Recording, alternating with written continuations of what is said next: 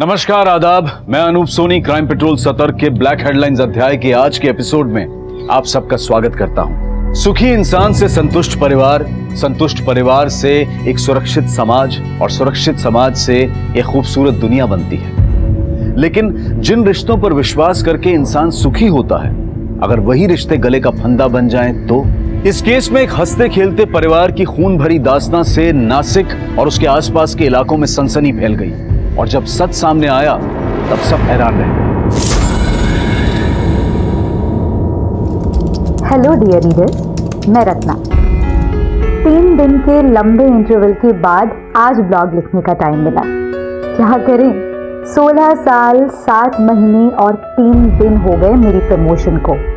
मैं एक assistant bank manager से फुल टाइम होम मेकर यानी गृहिणी बनी।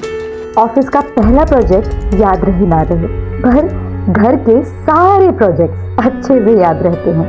मेरा पहला प्रोजेक्ट अब 16 साल का हो गया है। शैली नाम है उसका। मॉम, आपकी कॉफी। Thank you. पहले आई बोल। आई।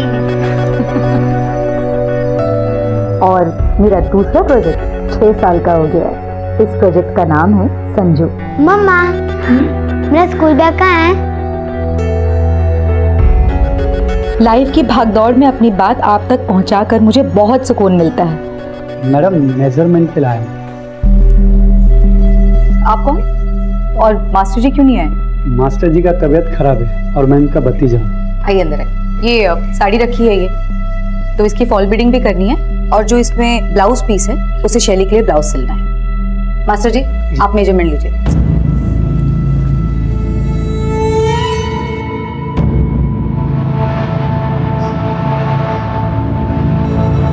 ब्रीथ आउट ब्रीथ इन करिए ना।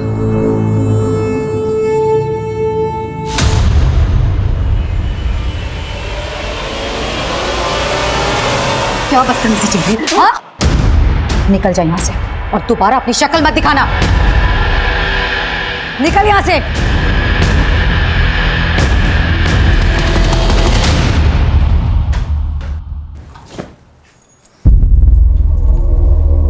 मॉम, मेरे पास ना आपके लिए एक सरप्राइज है। सी, देखो तो ऑनलाइन ना डिस्काउंट चल रहा था, इसलिए मैंने बाय किया। कल रात ही डिलीवर हुआ है।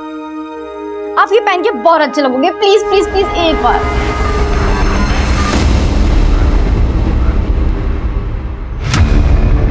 Hi baby. किसी को पता तो नहीं चला तुम मुझसे मिलने आ रही हो? बिल्कुल नहीं, मैंने डाउट नहीं होने दिया किसी को। No phone calls. यस।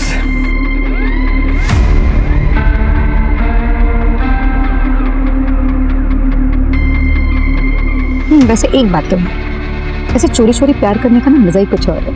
कब तक हम इस तरह से वेट करते रहेंगे और चुप चुप करके मिलते रहेंगे? वैसे बहुत खूबसूरत लगेगा तुम। अच्छा। वैसे हस्बैंड ऑफिस गए और बच्चे भी बाहर हैं, तो क्या ही रहता है।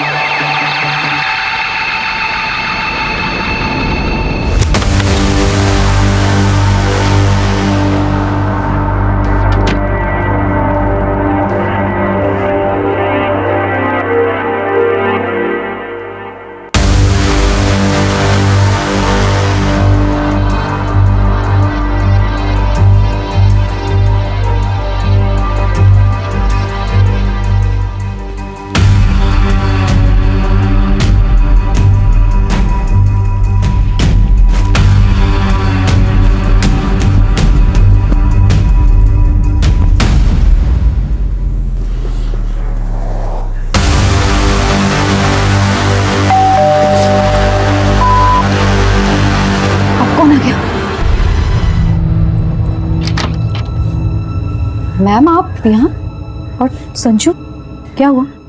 मैम, स्कूल से कब से कॉल किया जा रहा है आपको, आप कॉल पिक नहीं कर रहे हैं। वो एक्सट्रीमली सॉरी मैम, लेकिन क्या हुआ? आपके संजू को बहुत तेज फीवर आया है और स्कूल के डॉक्टर छुट्टी पर हैं। हमने सोचा अगर आप इसे अपने फैमिली डॉक्टर को दिखाएंगे तो ज़्यादा बेहतर होगा। ठीक है ma'am, thank you so much. Okay, take care. Sanju, क्या हुआ? सुबह तक तो ठीक था, फिर अचानक से क्या हुआ? पापा क्या हो बेटा, वॉमिटिंग हुई क्या?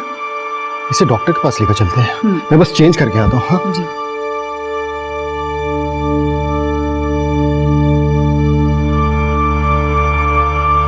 देखिए, घबराने की कोई बात नहीं।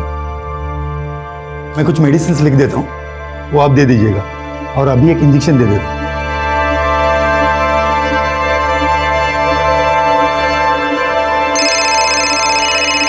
विजय का फोन आ रहा है। ठीक है, आप देखिए। हाँ विजय, नहीं, मैं ऑफिस नहीं आ पाऊंगा आज। संजू की तबीयत खराब है। चल बाय। क्या हुआ?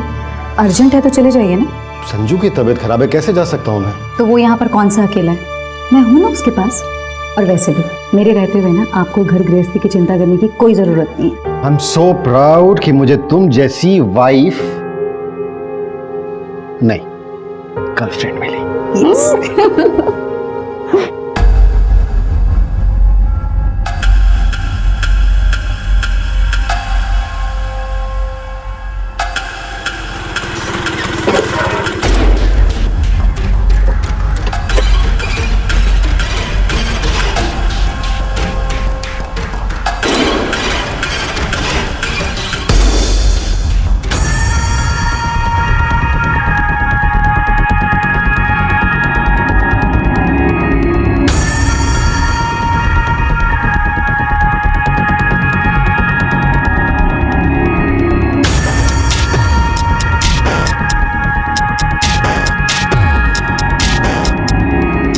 ओ लैला मजनू, इधर आओ। ये देखो इधर।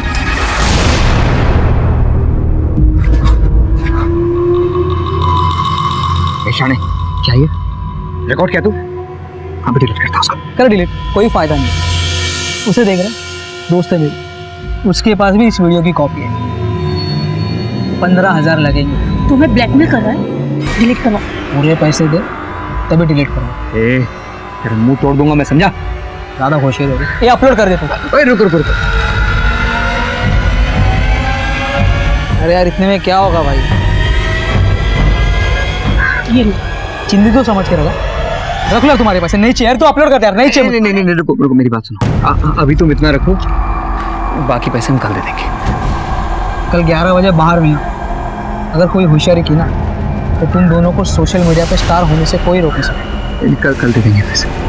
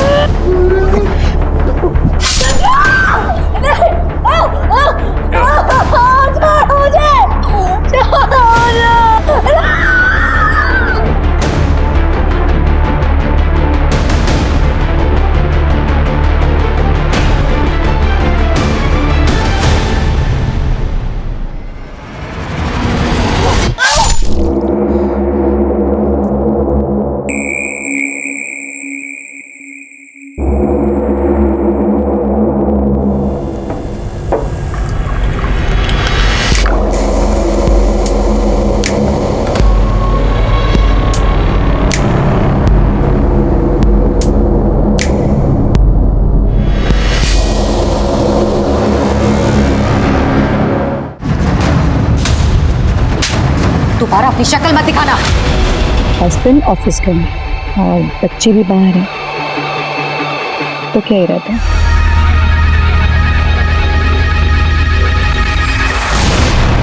दोस्त है मेरी, उसके पास भी इस वीडियो की कॉपी है। 15,000 लगेंगे। तुम्हें ब्लैकमेल कर रहा है?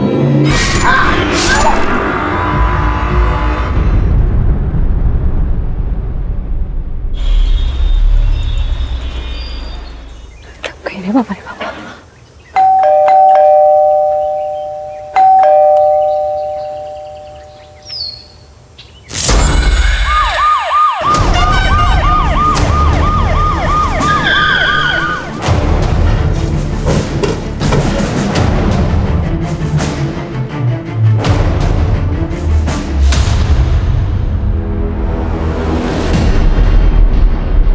सर मैं सुबह सुबह काम के वास्ते आई, देखा तो दरवाजा खुला था, अंदर आई तो ये सब। महेंद्र चेक करो।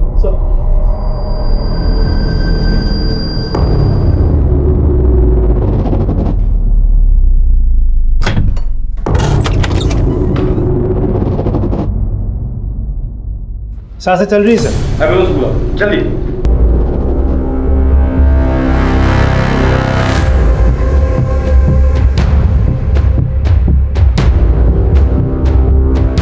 सर घर में किसी भी चीज की चोरी नहीं हुई है सर, क्योंकि अलमारी लॉकर सब सेफ है। साहब लेकिन वहीनी के जेवर गायब हो गए।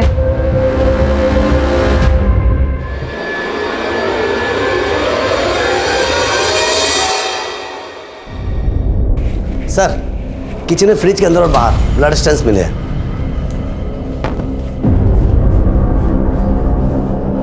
खोलो इसे।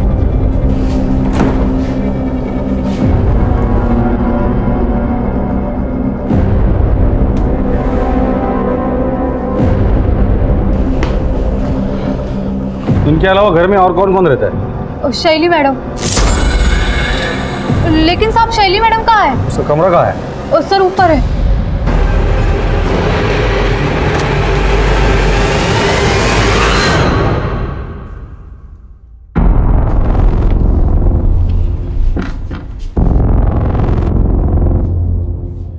यही शैली है? जी हाँ साहिब। चेक करो रूम।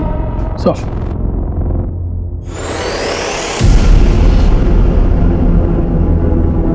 ये शैली का मोबाइल है?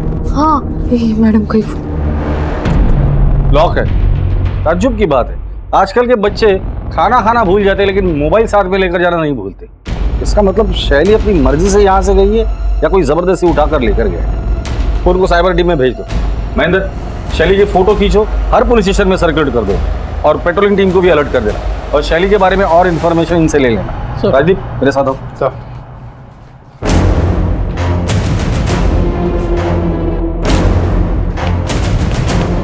अभिषेक आस पड़ोस में इस फैमिली के बारे में पूछताछ करो। सर बड़ा अजीब केस देखा ये।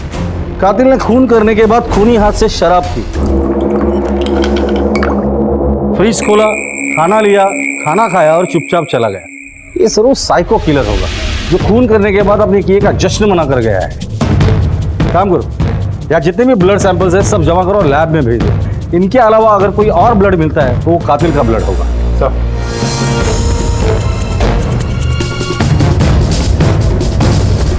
सर ये कुछ बताना चाहती हूँ। बोलिए। वो सर कल सुबह ना। क्या बदतमीजी चल रही है? हाँ? निकल जा यहाँ से। छोड़ना नहीं मैं तुम्हारा। निकल यहाँ से।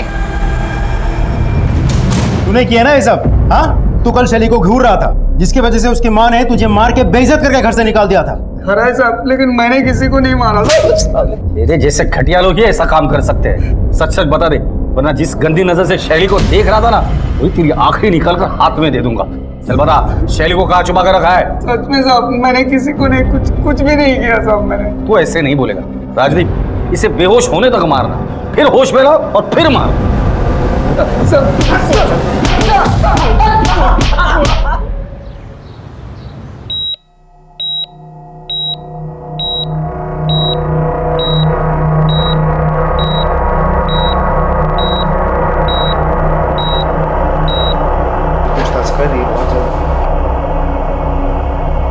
जी डॉक्टर साहब पेशेंट की हालत कैसी है? सर पेशेंट की हालत बहुत ही क्रिटिकल है, but we are trying our best.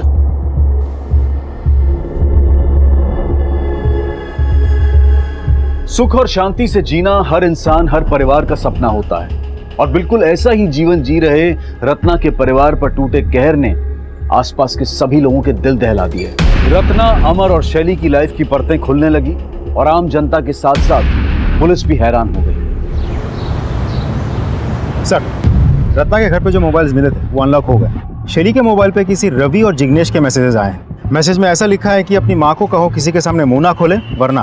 बात करो दोनों से। सर दोनों के मोबाइल कंटिन्यूसली स्विच ऑफ है, कॉल रिकॉर्ड्स निकालने के लिए कह दिया है। एक और बात सर, कल रात रत्ना बार बार शैली को फ़ोन कर रही थी, लगता है कोई टेंशन चल रहा था। शैली ने फ़ोन नहीं उठाई तो रत्ना ने शैली की फ्रेंड कविता को फ़ोन किया। कविता? सर शैली अपने माँ से कल झूठ बोलकर हमारे सीनियर से मिलने गई थी। अच्छा मॉम, मैं कविता के यहाँ जा रही हूँ, मुझे असाइनमेंट कंप्लीट करना है, मैं रात को आ जाऊँ। तब उसने घर पर झूठ कहा था कि वो मेरे घर पढ़ाई के लिए आ रही है, और जब रात को उसका मोबाइल नहीं लग रहा था तब रत्ना आंटी ने मुझे कॉल किया। फिर मुझे उन्हें सब सच बताना पड़ा कि शैली जिग्नेश और रवि के साथ पार्टी कर रही है। फिर मुझे रत्ना आंटी को जिग्नेश के रूम पे लेके जाना पड़ा।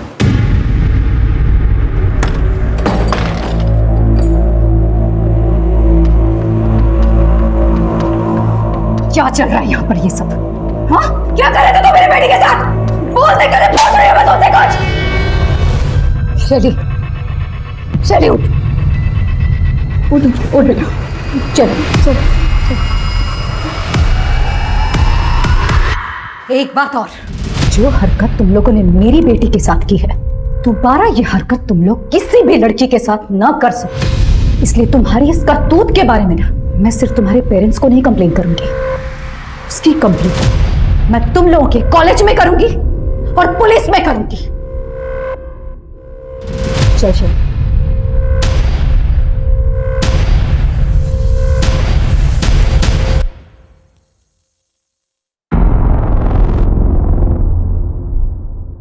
सर, मैं कल रात यहीं पे रत्ना आंटी को लेके आई थी। ये जिग्नेश और रवि, इन दोनों के मोबाइल सर्विलेंस पे डाल दो, उनके माँ बाप से बात करो। अगर वो कुछ नहीं बताते तो उनके मोबाइल भी सर्विलेंस पे डाल दो और उनके डेबिट कार्ड, क्रेडिट कार्ड दोनों पे नजर रखो। इन दोनों के फोटोज हर जगह पे सर्कुलेट करो।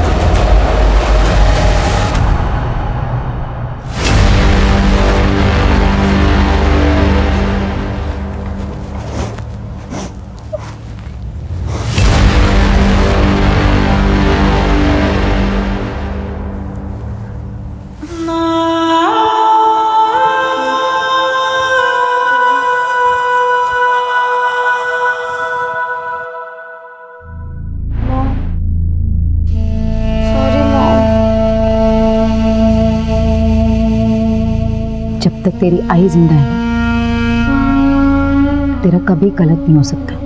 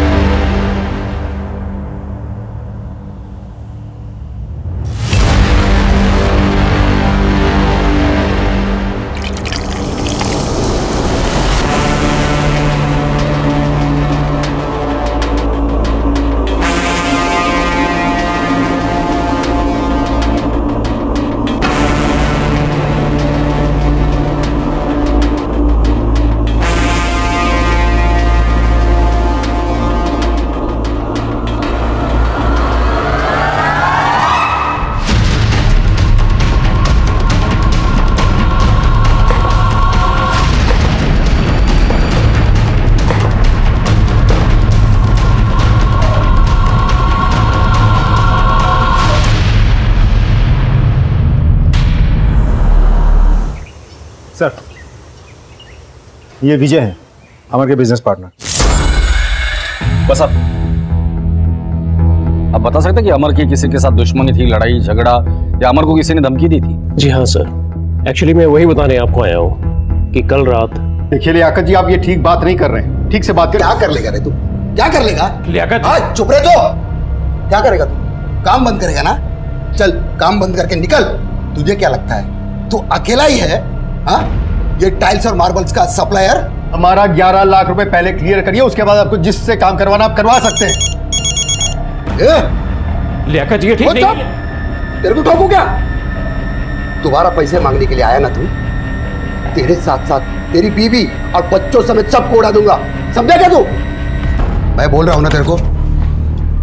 लियाकत अली, बस चलो इसको।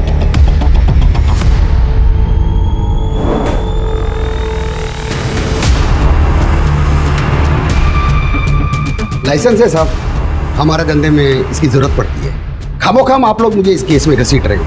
सैलाब में भेजो। जिस दिन मेरे हाथ में सबूत लग जाएंगे ना, तेरी शराफत की धज्जियां उड़ा दूंगा। लियाकत अली, हमारे परमिशन के बगैर शहर छोड़कर जाने के बारे में सोचना भी मत।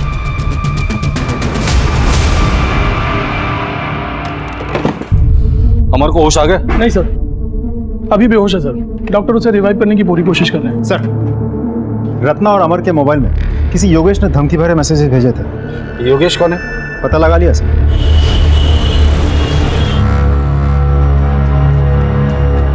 योगेश आपका बेटा है? नहीं साहब, हमारा बेटा नहीं। ये पिछले जन्म में हमने बहुत बड़ा कुछ पाप किया होगा, तो उसका बदला लेने के लिए इस जन्म में हमारे घर में पैदा हुआ।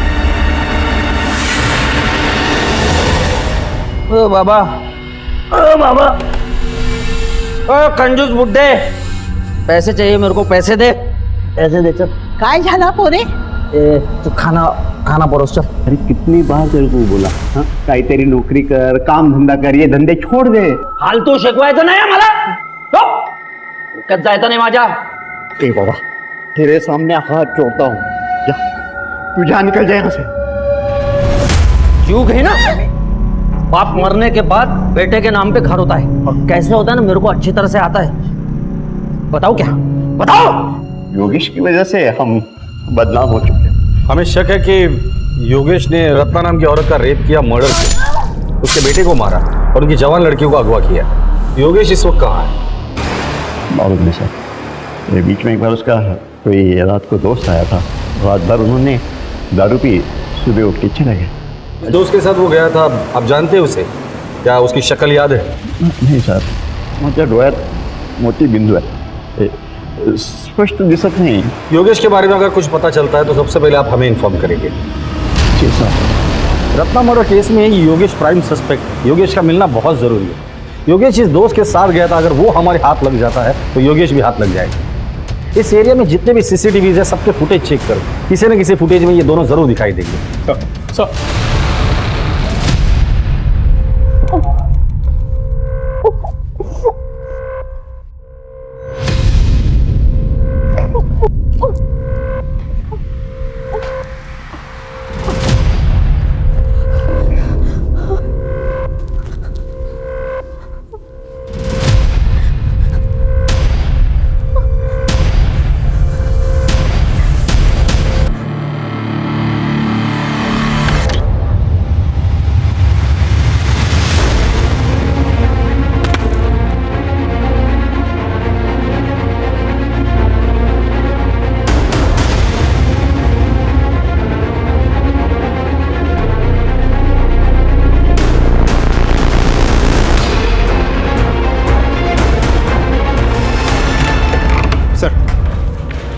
योगेश का कॉल रिकॉर्ड आ गया। 3 महीने पहले तक उसका मोबाइल बिल्कुल एक्टिव था, फिर अचानक बंद हो गया। फिर 4 दिन बाद 2 मिनट के लिए फ़ोन ऑन होता है, अमर को मैसेजेस भेजे जाते हैं, फिर स्विच ऑफ हो जाते हैं। फिर 8 दिन बाद फिर से 2-3 मिनट के लिए फ़ोन ऑन होता है, इस बार रत्ना को धमकी भरे मैसेजेस भेजे जाते हैं, फिर फ़ोन ऑफ हो जाता है। सर, ये सिलसिला पिछले 3 महीने से चल रहा है। सर, योगेश के घर के सामने जो बैंक है उसका सीसीटीवी फुटेज आ गया सर। चेक करो।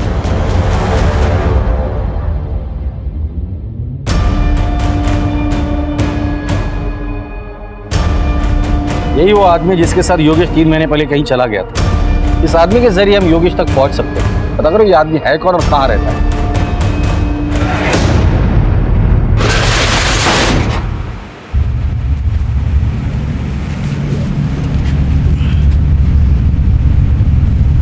भाई इसमें कुछ गड़बड़ लग रहा है। क्या गड़बड़ है? खून दिख रहा है इसमें, बदबू भी बहुत आ रहा है। पुलिस है, देख क्या है।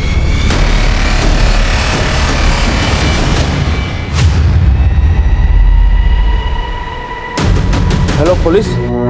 सर, एबी रोड पे एक टेम्पो में लाश मिली है सर। वो लाश हमारे वहाँ दर्ज मिसिंग कंप्लेन की फोटो के साथ मैच होती है। एक बात और सर, वो टेम्पो जिस मित्तल ट्रेडर के वहाँ से लोड हुआ था वो भी हमारे ही जुरिडिक्शन में आता है। ठीक है राजी सर, प्लीज का चार्ज ले लो और जिन लोगों ने मिसिंग कंप्लेंट दर्ज की थी उनको बुलाकर बॉडी की शिनाख्त करवा। जी सर।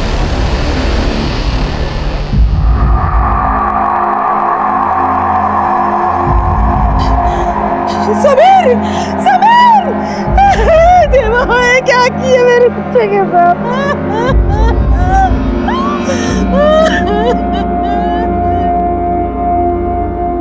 मैं आपका दर्द समझ सकता हूँ, पर तहकीकात तो हमें करनी ही पड़ेगी। समीर ने आपको कभी बताया था कि उसे कोई धमकी दे रहा है या उसका किसी के साथ लड़ाई झगड़ा ऐसा कुछ? नहीं साहब, ऐसा कुछ भी नहीं। हमें समीर के सामान की तलाशी लेनी होगी, शायद वहां से हमें कुछ क्लू मिल जाए। जी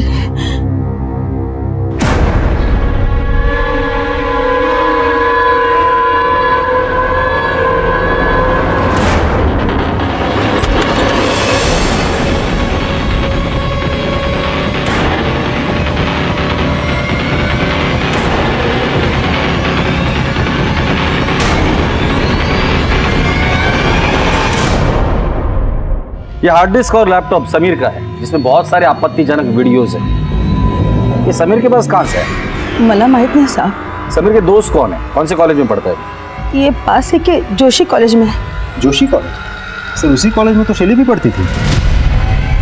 समीर की कोई गर्लफ्रेंड है? ते पण माहित नहीं, पर सीमा के साथ दोस्ती थी उसकी, वो उसके साथ ही घूमता था। ये सीमा रहती कहाँ है? आइए सर, ये सीमा का रूम है सर। तलाशी लो। सर सीमा यहाँ कितने सालों से रेंट पे रह रही है? सर 2 साल से रह रही है। उसका परमानेंट एड्रेस है? जी सर है।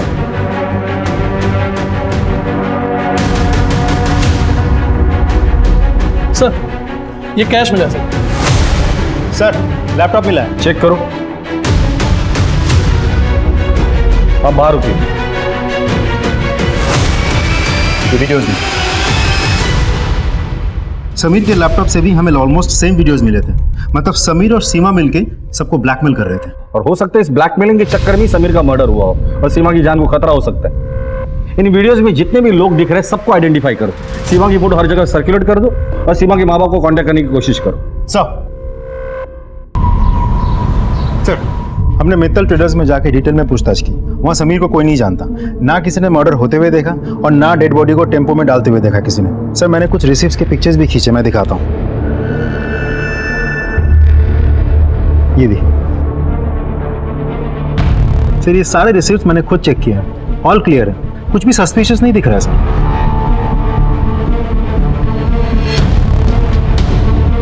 समीर और सीमा के पास जो वीडियोस मिले थे उसमें से लास्ट वाला वीडियो प्ले करो। पॉज करो। ये आदमी कौन है? हाँ हाँ माल पहुंचने वाला होगा, देखिए। अच्छा भी फोन करता हूँ थोड़ी देर में आपको। जी ये जो लड़का पीछे खड़ा है ये कौन है? अरे ये तो मेरा छोटा बेटा सूरज है। सूरज जी। समीर को क्यों मारा और सीमा कहाँ है? सर मैंने समीर को नहीं मारा सर, और मुझे नहीं पता कि सीमा किधर है। समीर के लैपटॉप में तुम्हारा एक एमएमएस मिला है। वो औरत कौन है? कौन है? सर सर सर वो मेरी दोस्त है, कंचन। कंचन जी, सीमा कहाँ है? सर मुझे नहीं मालूम है। सूरज, तुम्हारे पिताजी के दुकान में लोड हुए टेम्पो में समीर की लाश मिली है। समीर को क्यों मारा, कहाँ मारा और कैसे मारा? सर हम सच कह रहे हैं, हमने समीर को नहीं मारा सर। हमने तो उसे पूरे पैसे भी दे दिए थे वीडियो डिलीट करने के।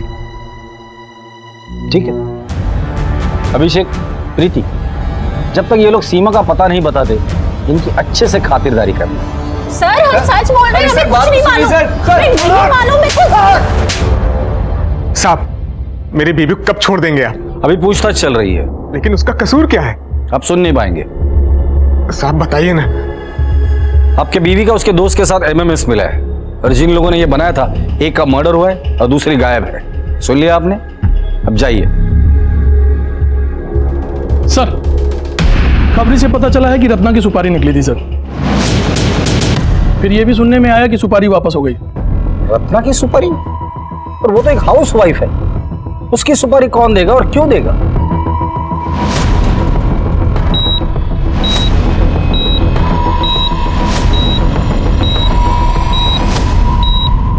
रत्ना, पहला सस्पेक्ट योगेश, जो उसे धमकी भरे मैसेजेस भेजता था। जिग्नेश और रवि, इन दोनों का रत्ना के साथ ड्रग्स को लेकर झगड़ा था। तीसरा लियाकत, लियाकत ने रत्ना और अमर को जान से मारने की धमकी दी थी। दोबारा पैसे मांगने के लिए आया ना तू, तेरे साथ साथ तेरी बीवी और बच्चों समेत सबको उड़ा दूंगा। चौथा अमर। अमर? अमर तो रत्ना का पति है और वो खुद जख्मी है। लेकिन जिंदा है।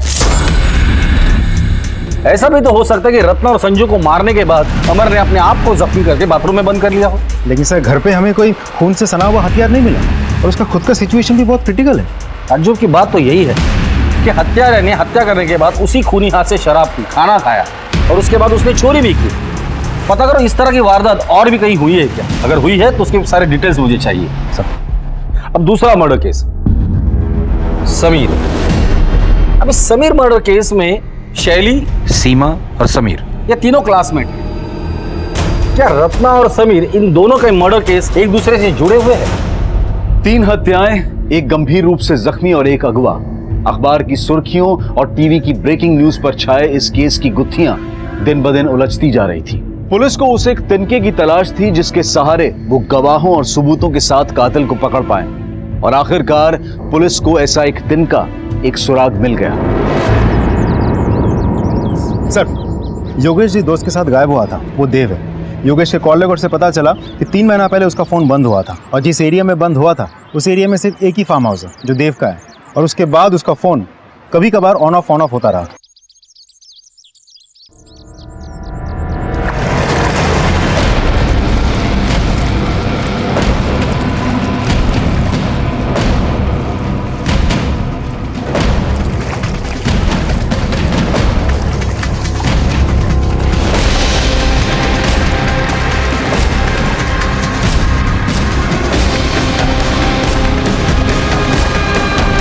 क्या आप योगेश को जानते हैं? जी, कॉलेज में हम लोग क्लासमेट थे। 3 महीने पहले योगेश आपके साथ उसके घर से निकला था, फिर इसी एरिया में आके उसका फ़ोन हमेशा के लिए स्विच ऑफ हो गया था, फिर रेयरली ऑन हुआ। ऐसा क्यों? हाँ, याद आया। हुआ यूँ था सर कि वो ऐसे ही तफरी करने आया था। उसकी मोबाइल की बैटरी ख़त्म हो गई थी। अब मेरा और उसका मोबाइल सेम तो था नहीं कि वो मेरा चार्जर यूज़ कर पाता। फिर उसके बाद वो उसी दिन वहाँ से चला गया। वैसे भी योगेश को मोबाइल की इतनी परवाह नहीं थी। बड़ा अजीब बंदा है। उसके बाद उसने मुझे कोई कांटेक्ट नहीं किया। एक आध बार मैंने ही उसका नंबर डायल किया था और मोबाइल स्विच ऑफ था। योगेश के फादर का कहना है कि वो मवाली या टपोरी टाइप का था। वैसे उसका अमर के साथ किस बात का झगड़ा था? ये बहुत पुरानी कहानी है सर। एक्चुअली कॉलेज में योगेश को रत्ना से प्यार हो गया, पर योगेश की गुंडागर्दी, मारपीट के चलते रत्ना उसे कैसे चाहती। रत्ना को अमर अच्छा लगा और उससे प्यार हो गया और बाद में शादी कर ली। यही बात योगेश को बहुत बुरी लगी, तभी से वो जिल्टेड लवर बन गया। सोचा नहीं था कि कॉलेज की दुश्मनी अभी तक चलेगी और रत्ना का वो मर्डर कर देगा और अमर पर भी जानलेवा हमला करेगा। योगेश अगर आपको कांटेक्ट करता है या उसके बारे में आपको कुछ भी पता चलता है तो सबसे पहले आप हमें इन्फॉर्म करें। जी सर। Thank you. हेलो। हाँ, ओके सर। जिग्नेश के पिताजी ने इगतपुर के एक लॉज में 40,000 रुपये ट्रांसफर किए हैं।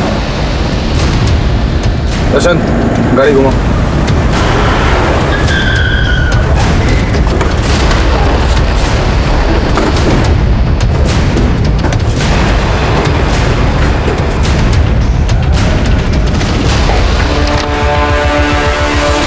जिग्नेश और रवि, शैली कहाँ है? पता नहीं सर। मुझे तो पता होगा ना? नहीं सर, मुझे नहीं पता है। नहीं पता? ले चलो दोनों को। सर सर बात तो सुनिए सर। रत्ना का मर्डर हमने नहीं किया सर। सर मैं खरे सांग तो है, मर्डर का न्यूज़ सुनकर हम दोनों वहाँ से भाग गए थे। सर हमें लगा हमारे मैसेजेस देख के आपको डाउट होगा, इसके सर हमने अपने पेरेंट्स से बात की थी, उन्होंने हमें ये लॉज में छिपाया था। और शैली को कहाँ छिपाया? तो शैली को हमने नहीं छुपाया सर। राजदीप सर, ये लोग तो मुझे कुछ बता ही नहीं रहे, शायद तुम्हें कुछ बता दे। जरा अपने तरीके से इन्हें पूछ लेना। सर हमारे दोस्तों का सर कल हम डिस्ट्रिक्ट कोर्ट गए थे एक पेशी के लिए। वहाँ विजयनगर और संभाजी नगर पुलिस स्टेशन के कांस्टेबल्स कह रहे थे कि उनके एरिया में एक सिमिलर केस हुआ है जहाँ एक हत्यारे ने महिला के साथ रेप किया, हत्या की, शरीर के सारे गहने चुराए, आराम से खाना पीना खत्म किया और निकल गया। ये दोनों केसेस की फाइल मंगा लो और ये दोनों केसेस में जो हस्बैंड है उनको भी बुलाओ। सर केस जल्द से जल्द क्रैक करना होगा। Right sir. Ratna murder case की छानबीन चल ही रही थी कि तभी पुलिस को एक और लाश मिली।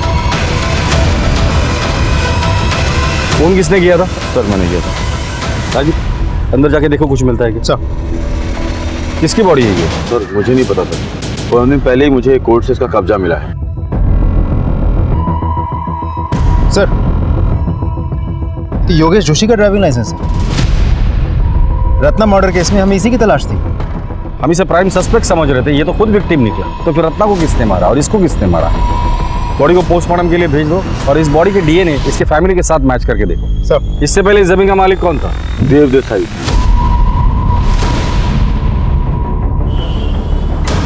देखो सब अजब इत्तेफाक है। 3 महीने पहले योगेश गायब होता है, आखिरी बार आपके साथ था। फिर योगेश का फोन बंद होता है आप ही के यहाँ पर। अब योगेश की लाश मिल गई, वो भी ऐसी जमीन पर जिस पर आपका कब्जा था। अब तो बताइए योगेश को क्यों मारा? मैंने योगेश को नहीं मारा। राजदीप घर की तलाशी लो। सर आप बिना वारंट के अंदर नहीं जा सकते। ये वारंट चलेगा या इनसे भी वारंट दिलाओ? सर मेरी बात सुनिए। सर मेरा यकीन कीजिए कुछ नहीं है। सर आपको कुछ नहीं मिलेगा। इस कमरे में क्या है? सर ऐसे ही कोई पुराना सामान रखा हुआ है। चाबी दीजिए उसकी। सर वो खो गई है। महेंद्र हथौड़ा लेके आ। सर मेरा यकीन कीजिए कुछ नहीं है, आपको कुछ नहीं मिलेगा। तोड़ दे इसे। सर कुछ नहीं है सर। शैली खोलो इसे। ये यहाँ क्या कर रही है? सर इसने मेरी माँ और भाई को मार दिया और फिर मुझे यहाँ ले आया। इसे हॉस्पिटल लेके जाओ।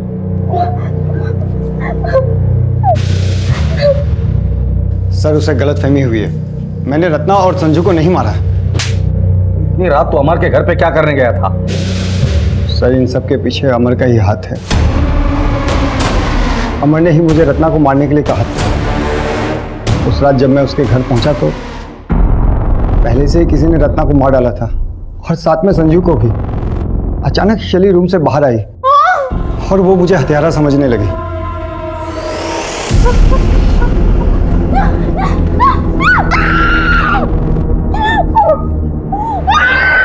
मैं शैली को मार नहीं सकता था क्योंकि वो मेरे दोस्त अमर की बेटी है। फिर मैंने सोचा कि जब पुलिस असली हत्यारे को पकड़ेगी या अमर को होश में आने के बाद ये बताएगा कि असली कातिल मैं नहीं कोई और है, तब मैं शैली को छोड़ दूँ। और अगर अमर को होश नहीं आता और असली कातिल पकड़ा नहीं जाता तो शैली के साथ क्या करता? जिंदगी भर यही रखता उसे? सर सब कुछ इतनी जल्दी हुआ कि इतनी दूर की बात मैं सोच ही नहीं पाया। ये अमर रत्ना को क्यों मारना चाहता था? सर सारा का सारा बिजनेस रत्ना के नाम पर था जो काफ़ी नुकसान में चल रहा था। और योगेश उसे क्यों मारा तुमने? सर इसके पीछे भी अमर की साजिश है। सर 1 साल से प्लानिंग चल रही थी। योगेश कॉलेज के टाइम से जिल्टेड लवर था। प्लान ये था कि सबसे पहले योगेश को मार डालेंगे, फिर उसके मोबाइल से अमर और रत्ना के मोबाइल पे धमकी भरे मैसेजेस करेंगे। उसके बाद रत्ना को मारकर सारा ब्लेम योगेश पे डालेंगे।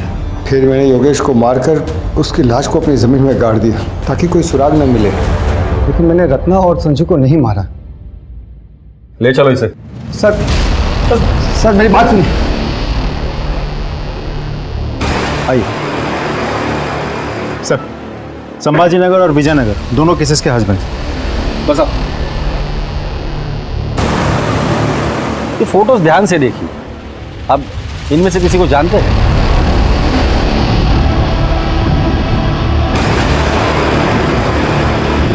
नहीं सर। नहीं सर। आपकी पत्नी की 4 महीने पहले हत्या हुई थी ना? जी साहब। क्या हुआ? साहब हम नए नए नासिक शहर में आए थे। मैं कुछ काम से घर से बाहर गया, वापस आकर देखा तो मेरी बीवी की हत्या हो चुकी थी साहब। जिस दिन मर्डर हुआ था उसके पहले क्या हुआ? गोदावरी में नहाने के लिए गए थे तो बच्चे को बुखार आया तो यहीं डॉक्टर जय के क्लिनिक में लेकर गए थे उसका इलाज के लिए। और उसी रात मेरी बीवी और मेरे बेटे की हत्या हुई थी सर। आपकी बीवी की 1.5 महीने पहले हत्या हुई थी ना? जी सर। क्या हुआ?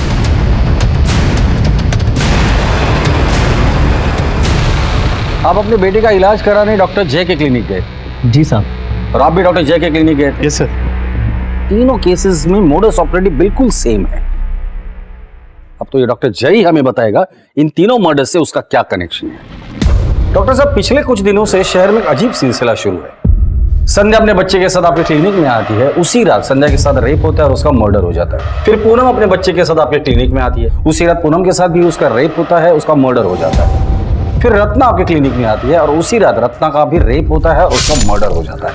तीनों केसेस में मोडस ऑपरेंडी सेम है। कातिल पहले रेप करता है, फिर मर्डर, फिर उसी घर में शराब पीता है, खाना खाता है और चला जाता है। और हमने सुना है आपको भी खाने पीने का बहुत शौक है।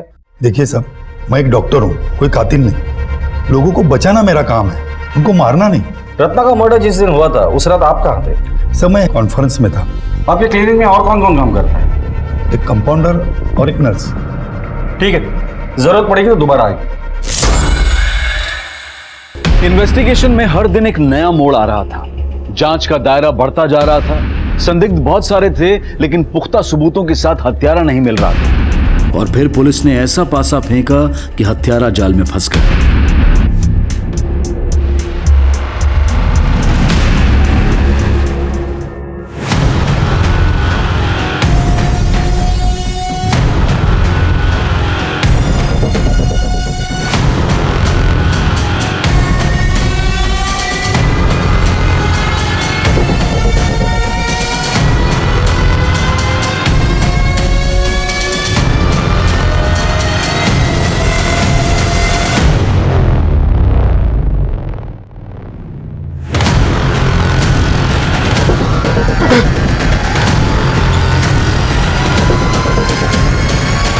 डॉक्टर चेक यहाँ कंपाउंडर हो ना?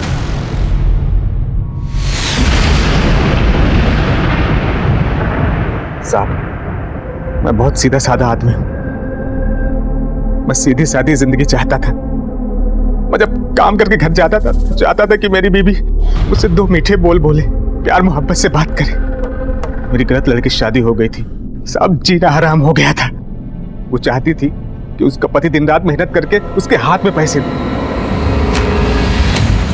तुम्हारी तनख्वाही कितनी है जो तुम मुझे दोगे, उसमें से भी काट कर? पिछले महीने भी तो दिया था तुमको, कुछ बचे होंगे। हाँ, तो पिछले महीने क्या कितना दे दिया था? अरे मेरी तो किस्मत ही फूटी है जो तुमसे शादी हुई मेरी। हाँ, तो कमाते हो अच्छा, न शक्ल अच्छी है, नहीं रहना है मुझे तुम्हारे साथ। उसको मेरा चेहरा, मेरा शरीर, मेरा घर, मेरा कपड़ा, मेरा विचार कुछ भी नहीं पसंद आता था। क्लिनिक में जब भी मैं किसी औरत को देखता कि वो अपने पति को प्यार से उसका ख्याल रख रही है तो मुझे जलन होने लगती थी। मैं उसको पाने के लिए बेचैन हो जाता। इसलिए केस पेपर से उसका एड्रेस लेके मैं उसके घर पहुंच जाता था। सोनिया और पूनम से मैंने खूब मजा लिया, लेकिन रत्ना के केस में मुझसे गड़बड़ी हो गई।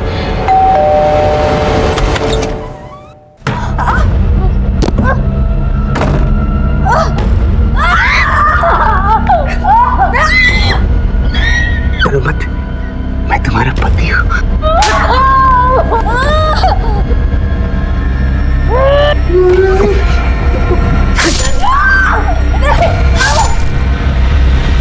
कुछ देर के लिए मुझे ऐसा लगता कि वो मेरा ही घर है, वो मेरी पत्नी, और मार देता था क्योंकि और किसी और की नहीं हो सकती। खाता पीता खूब एंजॉय करता। खा पी के जब मैं घर से बाहर जाने लगा तभी उसका पति आ गया। तुम? रत्ना! संजू! रत्ना! संजू!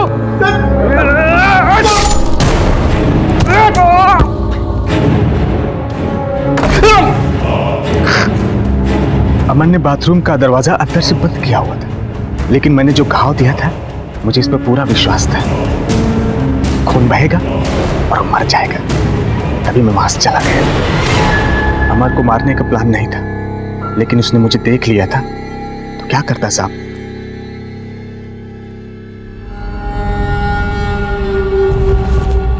ये पेंडेंट तो हमने सीमा के गले में देखा था, हमने उसके फोटो में देखा था। जी सर। एक मिनट, समीर और सीमा तुम्हारी बीवी को ब्लैकमेल कर रहे थे। समीर का मर्डर हो गया और सीमा गायब है। इन सब के पीछे तू ही तो नहीं है? बोल। साहब, मेरी बीवी कंचन और उसका यार सूरज दोनों को फोन पे बात करते हुए सुना था कि सीमा और समीर उसका वीडियो बना के उसको पैसे के लिए ब्लैकमेल कर रहे हैं। मैंने सोचा अगर समीर को मार के सीमा को मैं अगवा कर लेता हूं तो ब्लेम कंचन पे जाएगा और मेरा बदला पूरा हो जाएगा। तो मैंने समीर को मार दिया और सीमा को कमरे में बंद करके रखा।